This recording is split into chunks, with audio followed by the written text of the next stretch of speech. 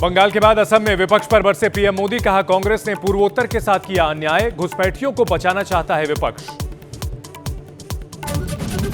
राहुल गांधी के जर्मनी दौरे पर बीजेपी का हमला, कहा विदेश जाकर भारत विरोधियों से मिल रहे हैं राहुल, जॉर्ज सोरोस से संबंध के लगाए आरोप।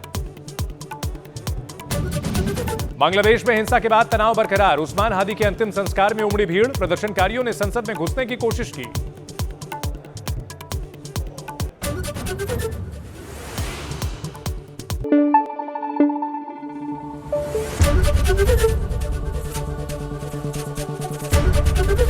एबीपी न्यूज आपको रखे आगे।